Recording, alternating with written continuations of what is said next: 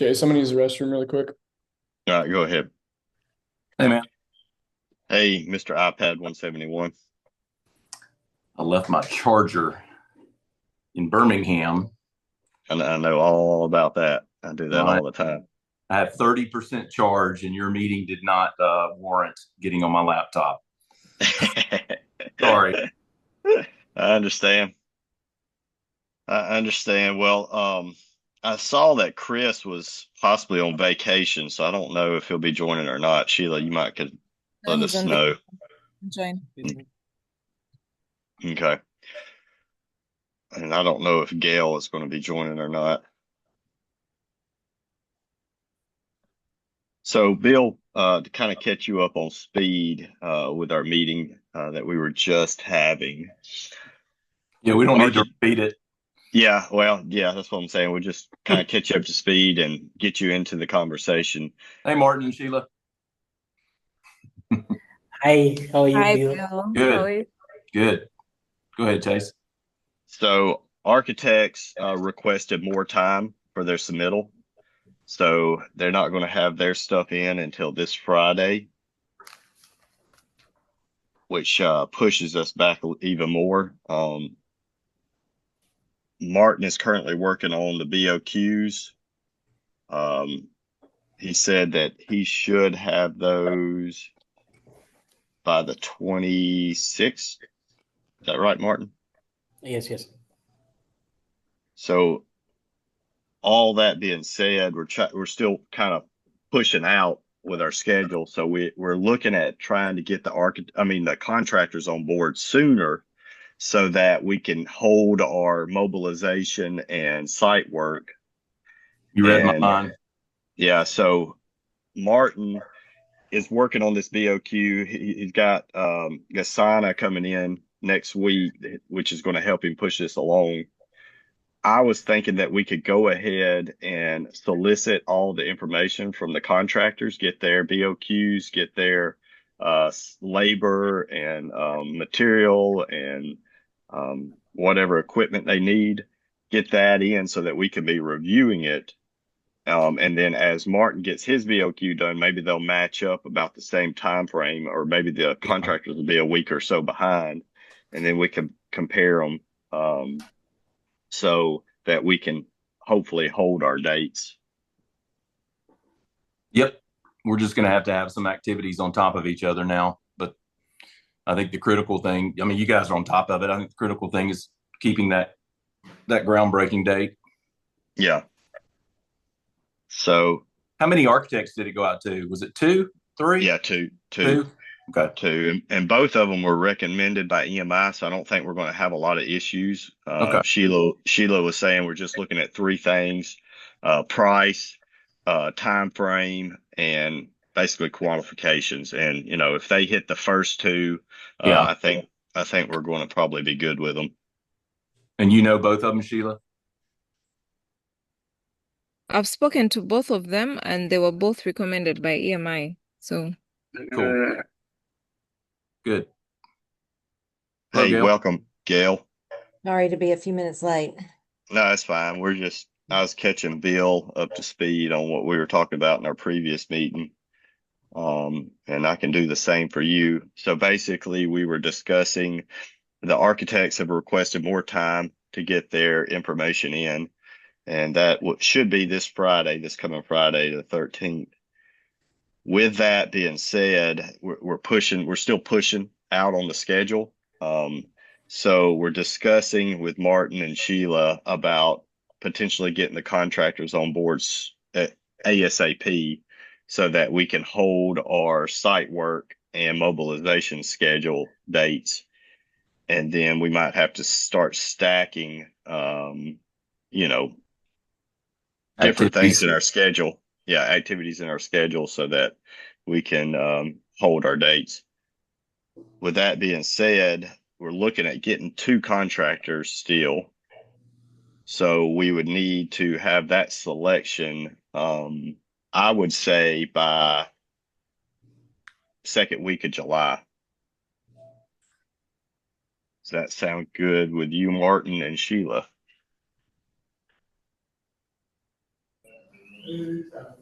Second week of July. Okay. Yeah, to have the contractor selected and And all that's of, including their financials. Because right now what we have is all the documents for technical. right, What we don't have is their schedules for financials. right. Yes, Yeah. that would be everything. Have all of their BOQs submitted, all of their financials submitted, so that we can review them and sign a contract with them. Yeah, that's doable because what if we go ahead with just them giving us, like Martin has suggested, without the materials, and they're giving us labor schedules and time, that should be workable.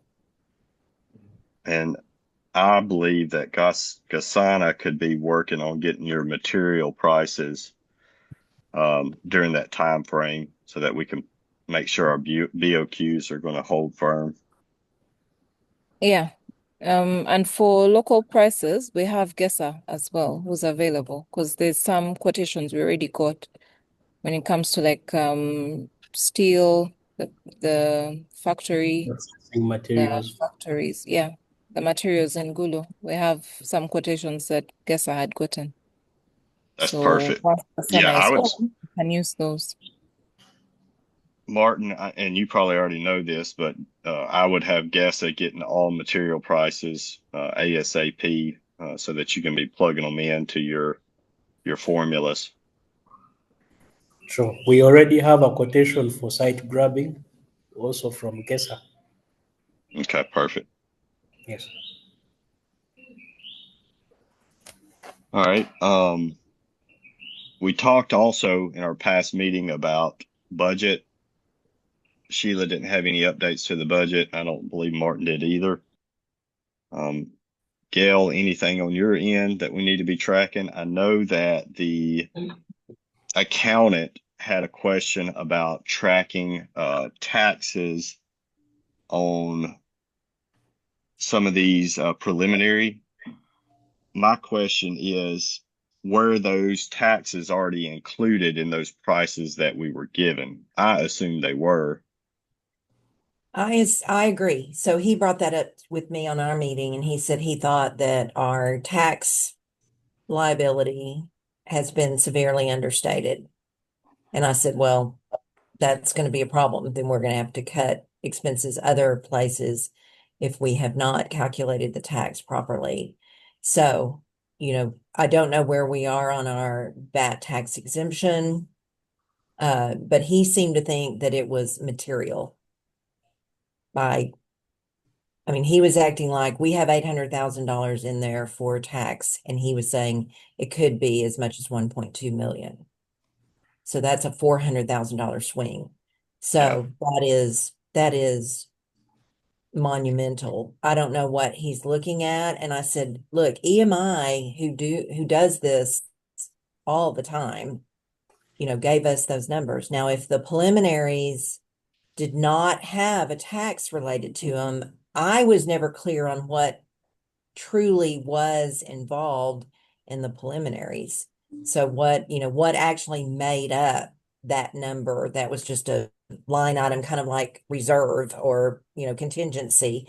So, if those are taxable items and they didn't provide a tax calculation on them, we could be. But, if you take the entire budget and you apply a 30% to it, then it's, let's say 1.5 million.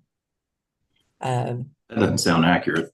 That doesn't sound accurate to me. I wouldn't. So anyway, I don't know what he's looking at, and I don't know what, he's just reviewing the budget and I don't know what calculations he's making.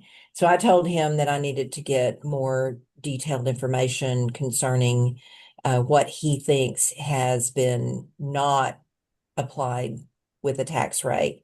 Because I understood that materials, if we separated the materials from labor, then we'd only pay the VAT on the materials.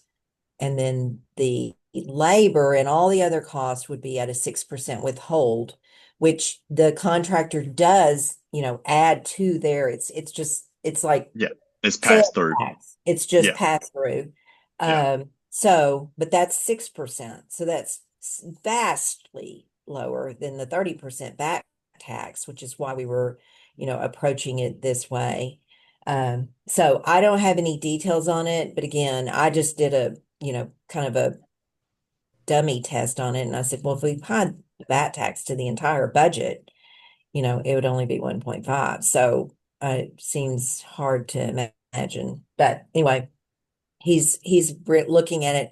If that, Martin, if it turns out that I'm assuming in your BOQ, you're applying any tax to those costs, because that would just be, I mean, I wouldn't imagine that would be separate. I would think when you're working your BOQ and you're doing your budget, you're applying whatever applicable tax. We would, if it was subject to sales tax, we would do that.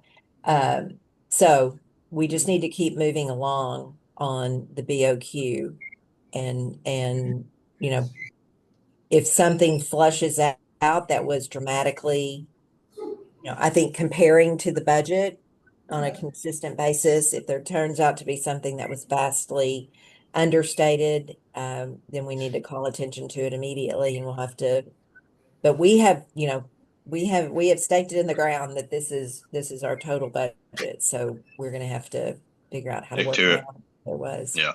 Yeah. Okay. Hey, I had a question on, actually, you mentioned, Chase, that the contractors would be working on their BOQ. Are you talking about their BOQ related to labor, or are they Yeah. going to do their own materials BOQ? I did not think we were going to ask them for materials. Martin, Okay. what's your thoughts there? I thought we were just going to get their labor and equipment needs to apply to compare to what Martin's coming up with. Yeah, for labor contracts, we need only their labor and then equipment that they will need. The rest Martin. of the things is set by us. Yeah. He'll give them all the quantities for materials. Yeah. And I apologize. I probably should be calling that something else, bill of labor or something like that instead of bill of quantities. So yes, that is the plan, and that should speed up the process on getting, um, what we need out of them to make a decision. Well, when you say we're going to stack work, I just want to clarify one piece of that. I understood that we had to have the architect of record review the plans, and then we had to get permits. How are we stacking? Are you just talking about stacking our efforts on getting the contractor at the same time we're doing that? Because I don't see how we can, have the architect of record reviewing the plans as well as be doing any construction if we don't have permits. So can So you clarify that for me?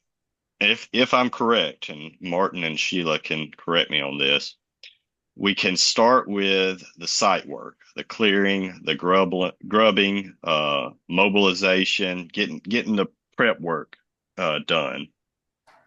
And then after we get the permit, then we start stacking certain activities on top of each other to try to, make sure our schedule. And one thing that Martin said he's going to start working on is looking at the schedule and doing a deep dive on really how long he thinks each building would take. Yeah. Then we can coordinate. We can back into our start date and see what activities we need to stack to keep that date. Is that correct, Martin? Yeah, that is true. Okay. Okay, However, so as we submit as the architect submits the plans for permitting, the district will also give us a temporary permit. As they review the drawings, we will request for temporary permit so that we can do the grubbing, the fence, and all the site establishments, including stacking. Stacking we don't have to comply with any permitting procedures. okay, so you know for sure that we can install the fence, for example, before we have permits to build. Yes.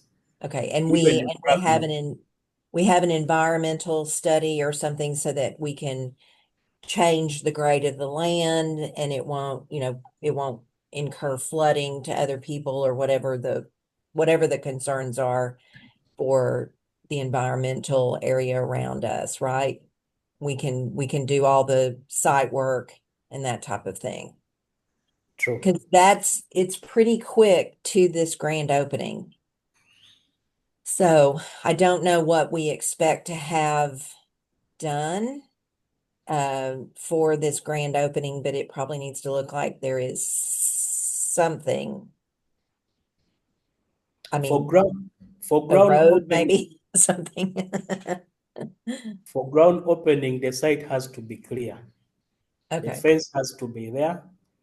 There has to be a presentation of all the equipment, an existing latrine, a workable site that is ready to start. That is okay, what. so that's got to be done by our August 16th date. Really, it needs to be done the week before that. So we've really got to be there, the first week of August. And we are on June 11th. So that looks like to me that is 1, 2, 3, 4, 5, 6, 7, 8 weeks. Gail, just because when we looked at the schedule with Martin and the assistant coming on, because the assistant is ready to start on Monday. Okay. So even having one of them in Gulu from like 1st July should be able to get us through a lot of these things. Okay. Yeah. It's just that,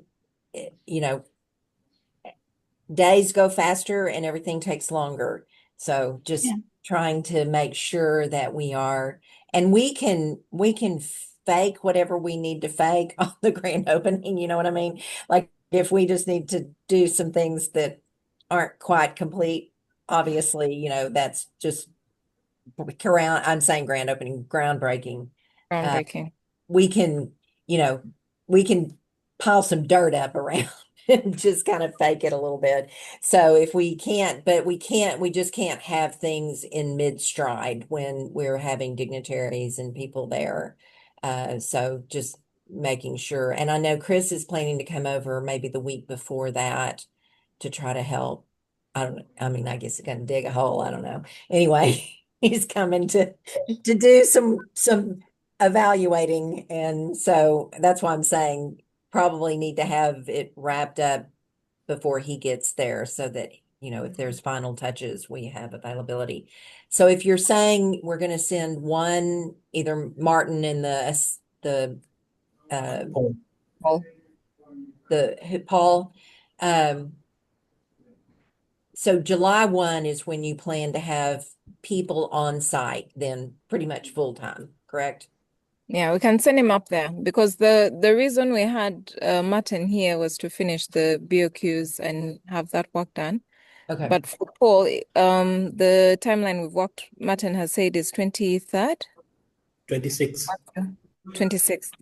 So once you have Paul here, 26th, we can plan to have him there from July. Okay. As long as we have an itinerary of what he's going to do. Okay. Yeah. And then is Geisa and George is Geisa kind of going to be there also on a Yes, I is in semi-permanent Gulu basis? all the time. So that's Oh, he's it. always in Gulu? Yeah, I didn't know that. he's in Okay. Gulu. Even Okay. now, they were trying to dig the holes for the fencing. So once we have the fencing ready, they'll be able to do that.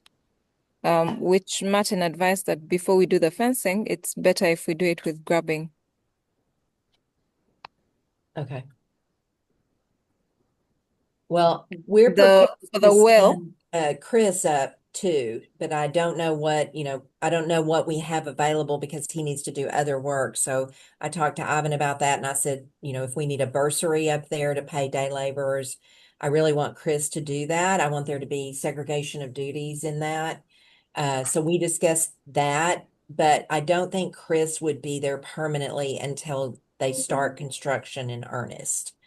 Like the contractors and everything, because I don't know, until we have a construction office and we know we have electricity and all of that, it's going to be really hard for Chris to do other work on the construction site. And I can't have him just down, so Yeah, makes sense. that's what we were talking about. So we'll have to work around that. But it sounds like y'all have got it planned out well enough that, where we are. My main worry, truthfully, and this is just from this side of the globe, Of the is pond. the contractor's availability to start. I mean, we've done all kinds of small jobs, and it's always like, yeah, they're willing to quote you. But then when you're down to brass tacks, they're like, oh, well, we've got 6 jobs before you. And, so I feel like even if once we get the contractor and we kind of decide on the one that we think has the price point, is, skilled, are we going to deal with their schedule in this timeline of starting, let's just say September? That's not that far away for construction. People have jobs lined up. So have we already given them the dates that we're wanting to start, or the completion date or something like that, so that we know all these contractors are going to be able to fit us into their schedule if we select them? We can also include that in the request we're asking, how long they'll take to mobilize. Yeah, Okay. we can put Well, that. We also had the option that Chase and Martin had to have 2 contractors doing different running. Yeah. Yeah, the blocks will be split, the upper and the lower side of the school. Part of the team doing dormitories and administration block and classes, and the other doing the second set of dormitories and then the staff houses. So we'll split them as 2 and set the time frames from which they can do the work. For example, they should expect the first payment after they have cast the floor slab for all those buildings that we are giving them.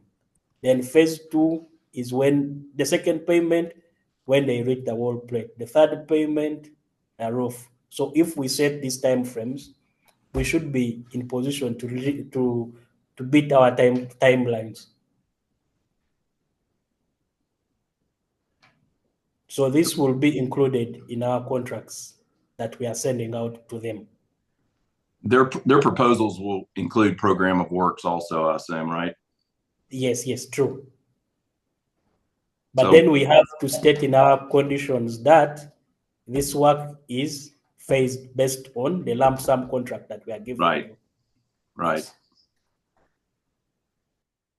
okay. I'm going to pull up our KPI action item list.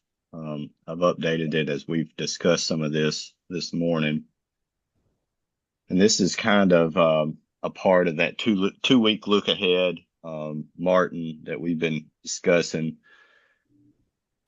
Can everybody see that screen? Yes. All right. So as the way we see it right now, let's see if I can zoom in a little bit here. Martin plans to have his BOQ around the 25th with Paul's help as he comes on. We need to look at soliciting the BOQs from the contractors. And I'll change that to labor. Labor proposal. Yeah, labor and equipment proposal from the contractors next week. Is that doable in your opinion, Martin, to go ahead and get that ball rolling?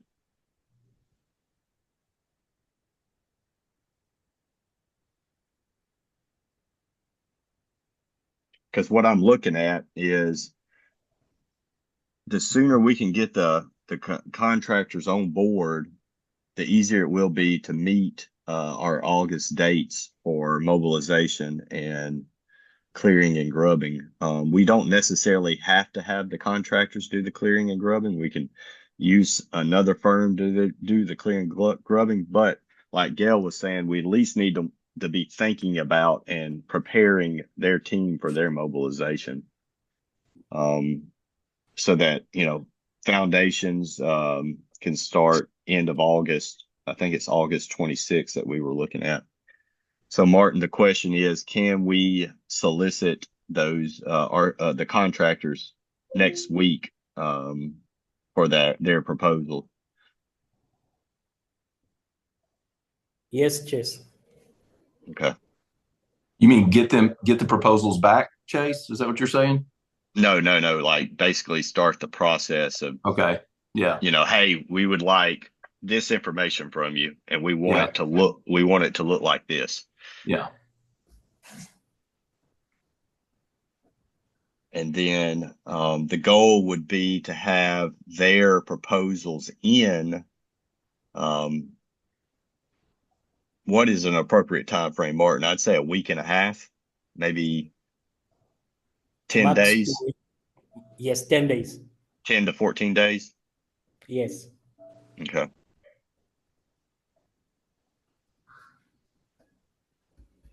And then same thing with the architect. We get their information this Friday, then we'll have the selection hopefully by Tuesday so that we can move forward with getting permitting maybe by the 1st of July or sending it in sometime in the 1st of July. And then like Sheila was saying, 2 weeks to a month for that turnaround on that permitting. And that would put us right there with a little bit of buffer to actually start our construction activities of digging foundations and footings. I have a question here because I'm seeing all these things and I'm thinking, okay, these people are going to want payments of some kind. I don't know how the architect, if they just, send you a final invoice and want that, construction company deposits, but we also need to get alignment on kind of maybe not amounts necessarily, but when is the timing of these payments going to be? Do we have to remit payment? Is it like an invoice 30 days? Or do they expect payment before they release the documents, like, for example, the architect? So before they release or they submit for the permit, there's probably permit fees, all of that. Right. And so I need to have visibility on some of that because what I can't have, my team is gonna over here is gonna lose their mind.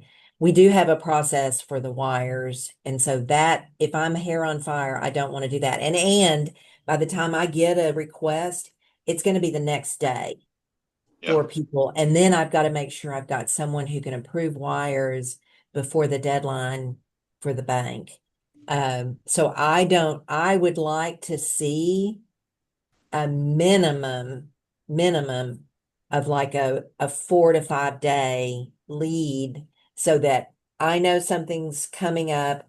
It's just going to give me the ability to work within, for example, right now, today, Chris is on a cruise and Alex is flying. So if I need to get a wire out, hair on fire today, I'm probably not going to be able to do that.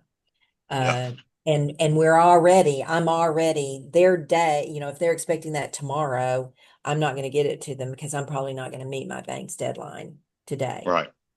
So what we'll do, a part of this process with the architect and the contractors is ask them for a cash flow projection with milestones for, when they would like to be paid. And we'll also ask them for the kind of the turnaround after they submit an invoice to us.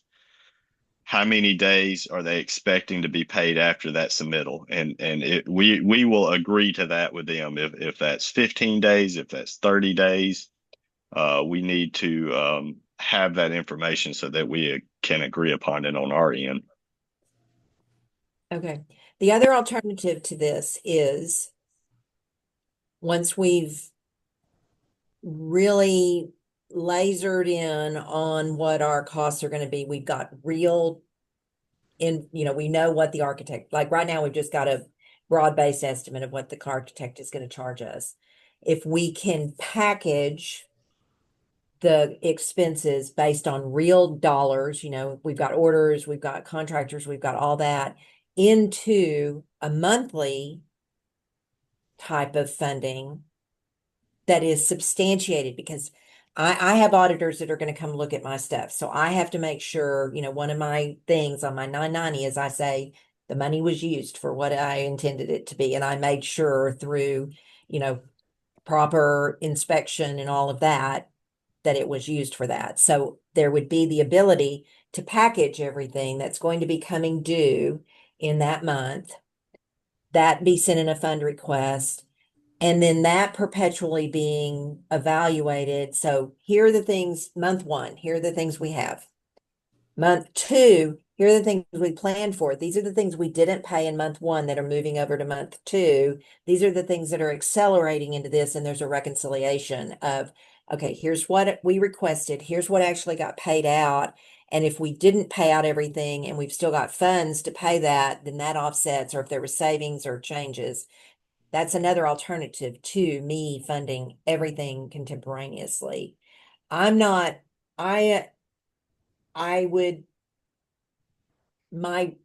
don't have a preference necessarily. I would probably say the monthly would be easier all around, but then the monthly requires a lot more reconciliation and management. If you're just sending me, what you need to be paid, then that doesn't other than to the budget, that doesn't require this kind of, think of perpetual inventory is basically what it is. What did you do? What did you get? What did you spend? Working that through. So I'm asking Chase and Bill, what have you found in your other clients that are funding from, that don't have the funding all setting in the bank account in country? What have you found that works best? And what works best when you're factoring in internal controls and validation and verification and that type of thing? You mean talk through Heart for Africa, Chase? Because we've tweaked it and amended it and so forth. I think we got a pretty good system now. So their CF Heart for Africa are working in Eswatini in Swaziland, and they wire money once a month. And we get our payments to our contractors, our vendors once a month. We may have invoices coming in, but we don't submit them to Heart for Africa except for once a month. Their CFO is located in Atlanta, so we've got a real good relationship with him. They have a controller on the ground in Swaziland, who is the one that handles the wires and gets the money out to the vendors.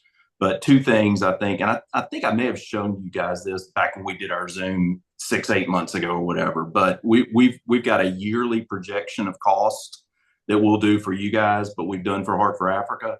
And we've got like 3 or 4 color codes.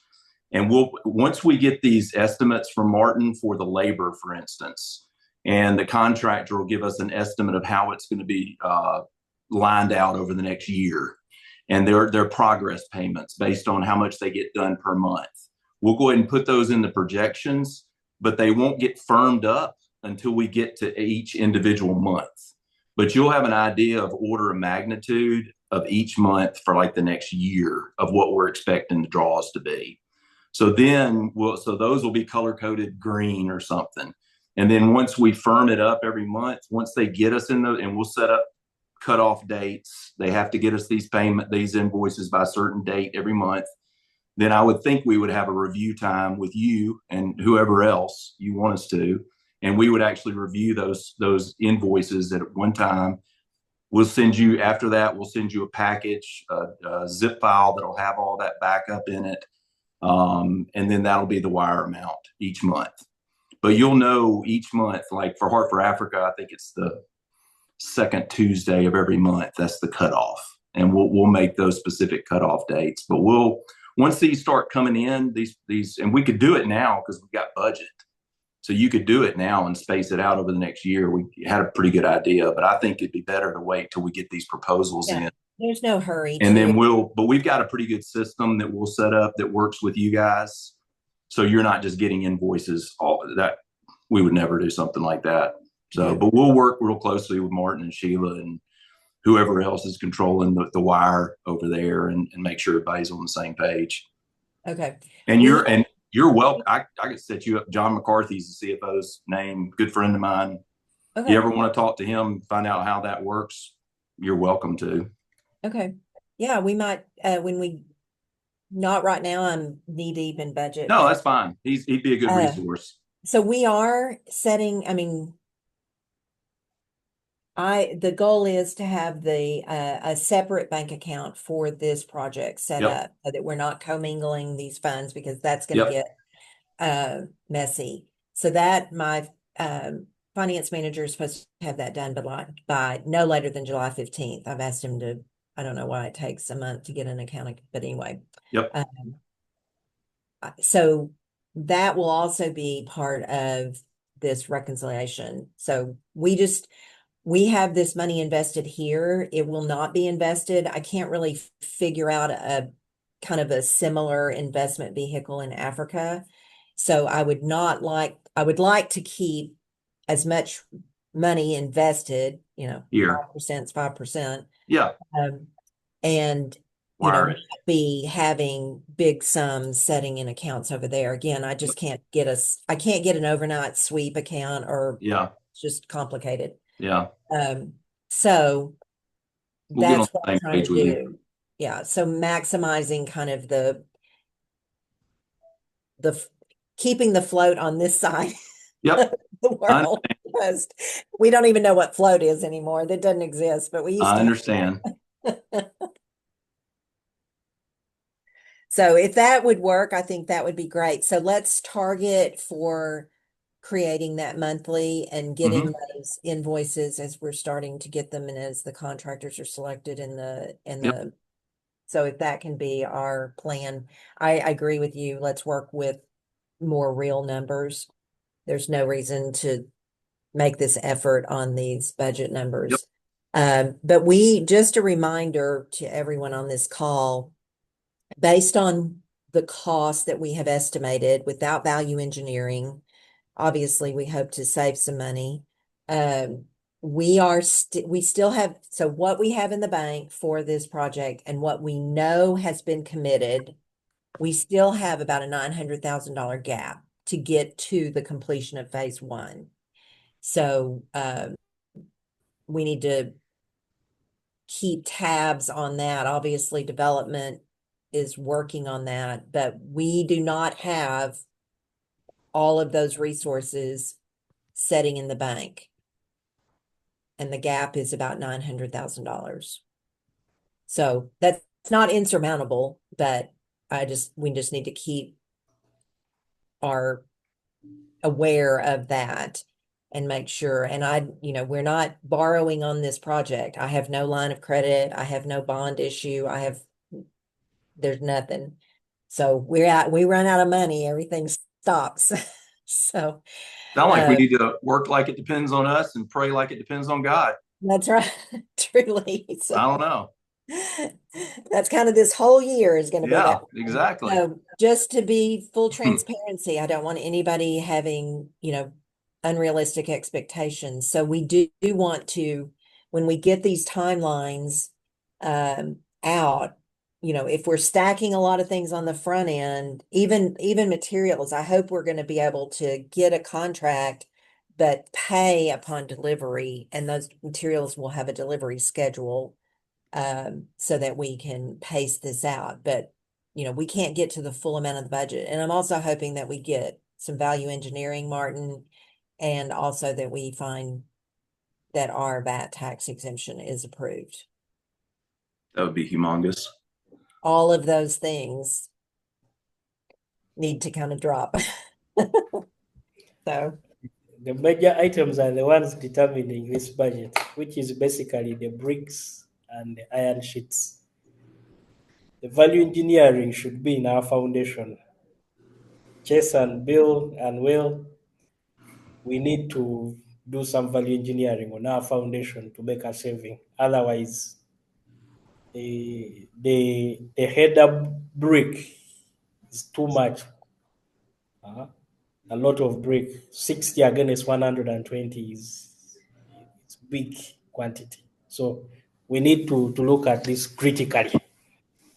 well, I would say, Martin, then, with both you and Paul on board with Gesa and his building, if there is opportunity for us to manage work without a contractor, that's probably going to be more affordable also. So I'm not sure what y'all are thinking about. I know Gase is already putting in, Sheila, you said holes in the ground for fencing and things like that. And I don't want to overcommit us, but if there are day laborers and we can manage that, we do have some skills on staff and our fixed costs are already there. So Yeah. utilization of you guys to your highest capacity without sacrificing the things that you need to be doing, Martin, the bill of quantity, obviously about, doing that, the manager work. I don't want to sacrifice that and have your attention taken to things that are not your highest best use. But if we can use on some of these lower stake items, that's what I would say, grubbing, don't think that's high risk. There's not much quality control other than, remove the grass. So Plant grass, dig a plant hole trees, and whatever, dig a and trench. build the guest house. Yeah. Those are So some of the things we look at. those are the things that, Martin, I want you to think about if that's possible. And again, there's always a trade off of, I don't want you doing work that is not your highest best use, but with Paul, you, Gesa. Gesa, let's maximize our fixed cost on that as much as we can. And then I don't know how available day laborers are, how reliable they are, how qualified they are. But I know in Nimile, we ended up with a core group of about 25 day laborers that were excellent. And they just kind of showed up every day, and we never put them on contract because we didn't know, we would tell them this week, this is what we're going to be doing. And they would show up every day and we'd be like, okay, next week we don't need you, but the following week we will. And they were great. So once word got out that we were responsible employers, that we paid, that we were safe, all of those things, we didn't have any difficulty recruiting people that wanted to come and support the building. Thank you, Gail. I think once I have Paul next week, we'll convene a meeting. We're going to look at structures together with the support of Chase. We shall look at structures that we can handle because we are field guys. Anything is possible. So when things are tight, I we like fold that our answer. sleeves and do the work. Okay. Martin, Well, that's go on. bootstrapping it is what we call it. Yeah. Got to get bootstrap that thing. So Yes, yes. I don't even know what that refers to, but that's just what. Bootstrap that thing. Martin, circling back to you're talking about the foundations. Are you wanting to go with local block over Local the brick. Local Yeah. block, yeah, most likely. So If the since brick these are is these are expensive, yeah, but up we are good. 60 pieces per square meter, we are safe. did Again, Sheila, it's did one y'all thing. use local block on the buildings up in Nimile? I can't say the Nimile. name. Nimile. Nimule, You were yes, Nimule, they used the local bricks, so plastered.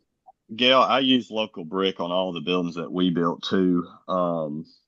Single story buildings, I feel like local brick is not a no brainer. It's cheaper. It's readily available. You can negotiate the prices with the homeowners that build them. So that being said, I don't know who we need to get for that approval to make that change, but like Martin's saying, it's a pretty good cost saving. You're telling me that that's not in the EMI plan then? That's right. That They have gone with a construction Identity, block, shared CMU engineering. block. Yeah. So that being said, the architects are always going to go with the highest quality of material if possible. And then it's our job as the owner and the owner's rep to decide, do we want the highest quality or do we want something that will work? So that I think if EMI, if it's different than what EMI had put in the plan, I do think that has to get through at least Michael MGR. What I think, Martin, what probably we need to do, did you ever meet with, we haven't done our meeting with you going through the different buildings, right? Your BOQ. Not yet. Last time Okay, we probably at that meeting, Martin, that's where you want to bring that up. And I think you have a compelling argument with our leadership that, look, there isn't much value engineering that we can do except with foundation. And I think if that's our only way to save, I think they'll want to have confirmation that that we are doing good quality control on those local bricks. That's the issue with the local bricks, right? You have to make sure that the quality is standard for local bricks and not substandard for local bricks. So we just want to make sure that we're evaluating where we're securing those, that they have an adequate quality control. I don't even know what I'm talking about, what that even means. The material they're using, how long they're letting them cure, whatever it is. But I think that's when we need to make that kind of argument. And when is that meeting scheduled, Martin? Do you know? every 2 weeks, we always meet once a month. Let me just look at my calendar. So that's really, though, since we're sourcing the material, does that matter to the contractor as to what type of foundational bricks we're using in their quote for labor and things like that and equipment? No, because No. they will do works depending on what we have on site. As a wolf control, every morning they request for what they need. They do to what we expect them to have done. They come back to us just like that. Our task is to ensure that the material is there, equipment is there, water is there, everything is there. So we will always have a brief after every week to show them what we are supposed to do on that week. I guess So I'm asking, Martin, does it make a difference when they're quoting us as to what the material is? Would it matter to them, and would it make a difference in how much labor they needed, what tools they need if we're using local brick? So if the drawings have manufactured brick and we're using local brick, does that change potentially what they would bid for the labor? it does change because the cost per square meter of an engineered brick is different from the locally made brick.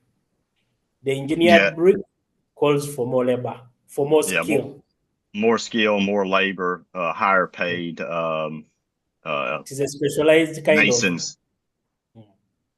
That's for the manufactured brick, or that's for the local brick? Manufactured. Manufactured.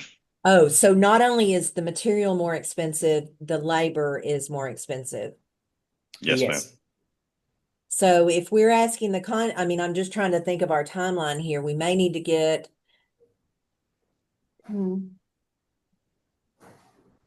No, we have standard rates, Gail. Don't think so much. We have standard rates for labor of engineered brick vis-a-vis the local brick. For example, in Uganda, the rate has been 12,000 for the engineered brick. And we can also ask the contractors to give us a price on both. We can say, hey, Yes. we're looking at making this change. Give us a price on both so that we have a comparison. Okay. Well, I still think we need to get that decision because that impacts every single building. Well, on yes, And the biggest thing with that is the manufacturing of those local bricks. If we want to go with local bricks, then we need to share that with the community and say, hey, we've got this project. We're going to be buying this many brick. Go ahead and start making it now, because there is a time frame to make those local bricks. It's usually a couple of weeks. And to keep up with our foundation, we need the community to start making those bricks in But like July. there are people like doing this in their front yard kind of thing? Yes, Is that ma'am. what- Ah, okay. This is good Didn't PR. didn't know the process exactly. Okay, all right, cool. Then we still, yes, then we need to get that decision. So let me Alex is in the air right, well, shortly. They're trying to get to the airport. Let me check with him and see what he thinks. If we use that in Nimile, my gut is saying it's good enough for this, because that seems to be the gold standard. So let me just check with Alex, and he was there building, so he wasn't building, but he was there. So let me check with him. I'll try to get an answer from him on what the next steps would be, Martin, with that, getting that approved. Because I also don't want, if it's not necessary to bid both, that's just extra time. Let's try not to make these contractors do more than we need them to do. And I don't want you to do the bill of quantities for both things. I mean, none of us need to be wasting time on I hate doing. to ask this, but I will. Is it, Martin, do you estimate this is a 10% savings, 20, 30? I mean, just rough order of magnitude, maybe so Gail can quantify it a little bit. When you look at Just if I may jump in here, one of the things we've asked that we're going to do for Chris, Gail, is to look at the BOQs for, we said we'd pick 3 buildings Right. that Martin is working on. And Right. then once we do those 3 BOQs, we're able to take the price of a square meter, if we're using factory brick, and compare it with the square meter. Once we have the square meters for each of those buildings, compare it with the square meters we have for EMI, because those are the things that will be key levers: square meters, material type. So we should then be able to do a quick computation on what's the square meter cost using factory brick and what's the square meter cost using clay brick. Now, the difference with the factory brick is that, yes, you might have more expense on the factory brick, but the finishing is cheaper. So we still need to do that comparison. It isn't just the quality, but also the finishing and the time. So if you do the factory brick, foundation will change a bit, the clay brick, painting, finishing, plastering, all those things take a different shape. So that's what we need to discuss. We agreed with Chris that Martin takes 3 BOQs that are ready and complete, assuming our most complicated buildings. If you take the main hall, take a classroom, maybe dormitory, and a staff room, staff housing, one classroom, and look at those, do that price comparison. Because we had that conversation with Alex. It makes more sense if we have numbers. Even for you, Gail, it makes a better, it's easier to say, okay, this is going to cost us X, this cost us Y. There's a 30% saving in here by just adjusting this and this. It doesn't affect the quality of the output. We can only come to that if Martin has done that summary. Yeah.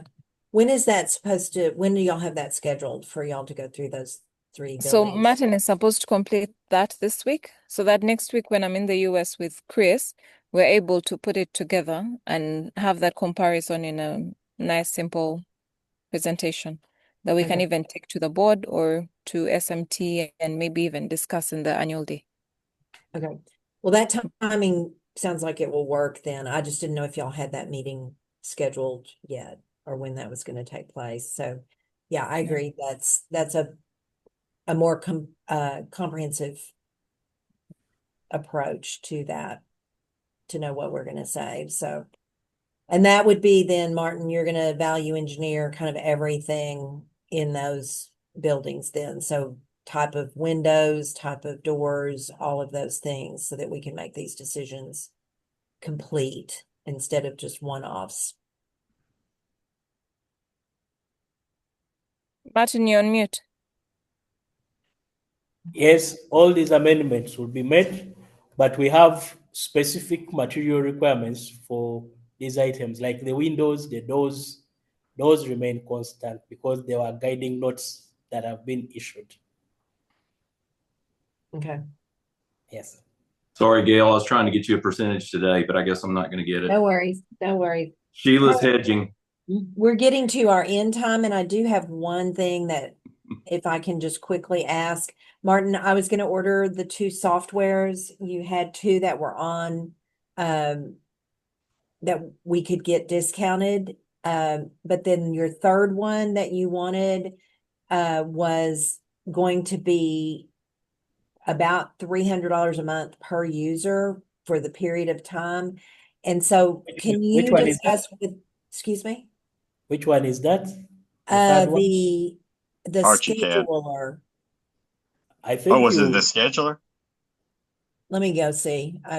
I'm speaking without having this up. So I thought when you had talked to us about it, Gail, it was the ArchiCAD, the BIM modeling. yes, that's correct. The scheduler is the Microsoft that I can get discounted, and the other one, and then I can get the AutoCAD discounted for one, annual fee, but the other one was got the wrong chase up, sorry.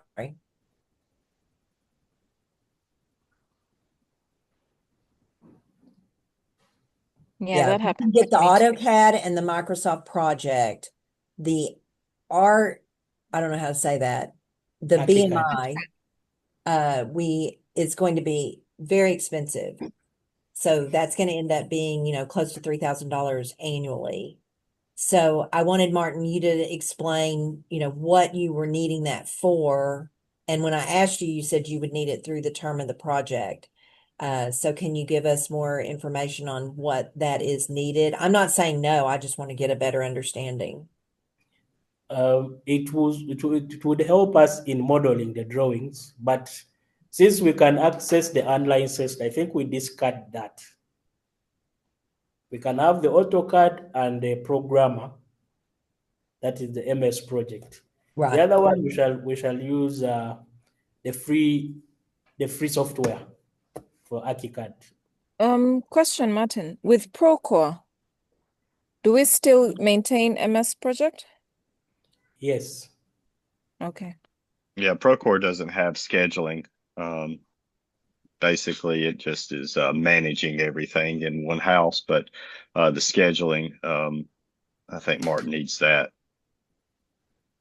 Yeah, because the contractor will be also preparing theirs using this project. So I'm Yeah. good. That's all I needed. Just, that's perfect. I'm going to order those both.